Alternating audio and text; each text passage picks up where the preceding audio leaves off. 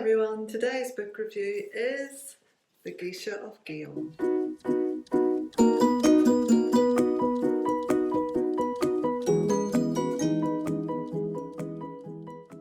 The Geisha of Gion, Mineko Awasaki. I think I said that right. Very hard whenever you're not from Japan to say names like that. This is a true story of a geisha who was chosen from she was 3 years old to become the heiress, the proprietress of a foremost geisha house. And it's about her experience about growing up in that environment in the geisha house. It dispels a lot of the myths of the geisha.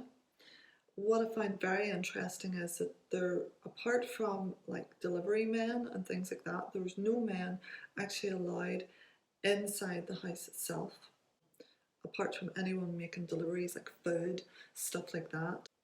The only other man that was allowed inside the geisha house is each geisha or geiko was given a dresser.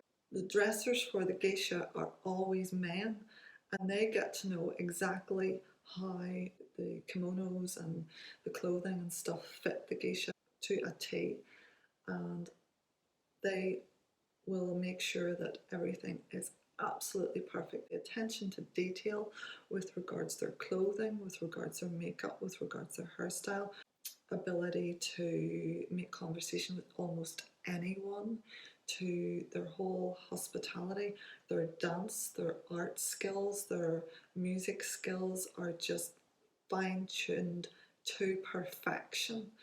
And the book really does a good job in showing how the rigorous training that each geiko or maiko is a young geisha, um, the rigorous years and years and years of training to become what they become, and to be just that they have to look as if they've just stepped out of a painting.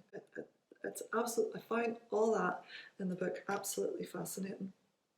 And also the tea houses, the okaya, I think they're called, okaya tea houses. And tea house is a very loose term because they're very high-end establishments where the geisha work.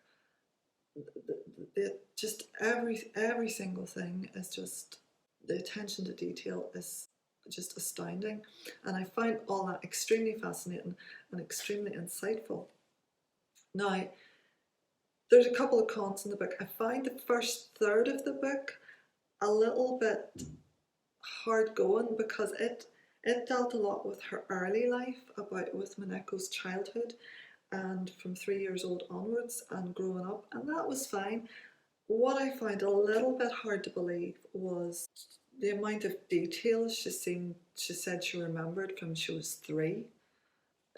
She was recounting conversations in great detail that she was supposed to have had when she was 3 years old, which I find a bit, I can't remember much from when I'm around 3 years old, never mind detailed conversations. So I don't know how much of that she truly remembered, or if it was something that had been told to her. I don't know. That didn't, she certainly seemed to put it across in the book that she remembered it. I don't know. If she did, it was certainly incredible the amount of detail she remembered from such an early age. The other thing was there was an awful lot of people that she, in the book, that she appeared to not get on with very well. And I felt in the book that she spent too much time describing other people's flaws and how she didn't get on with them and how they weren't very nice to her and stuff like that. And that may well have been the case, but in some respects, some of the book I felt was written to settle old scores. I didn't really think it had a place. That said, I thought the book was good. It was very insightful into the whole geisha way of life, and ultimately how she came to leave it and why she came to leave it, the stifling rigidity of the whole lifestyle, and the hours upon hours that they actually work, and the exhaustion that they can find. Also, the weight of the actual kimonos are something like 40 pounds in weight that they have to carry around with them all the time. So all that kind of information was amazing. I really enjoyed it. Out of 5, I would give it about 3, 2.5 to 3 stars. There were some very, very good parts of the book, very, very good information in the book about the whole lifestyle, about Japanese culture. That end of it was brilliant. I would recommend it for that.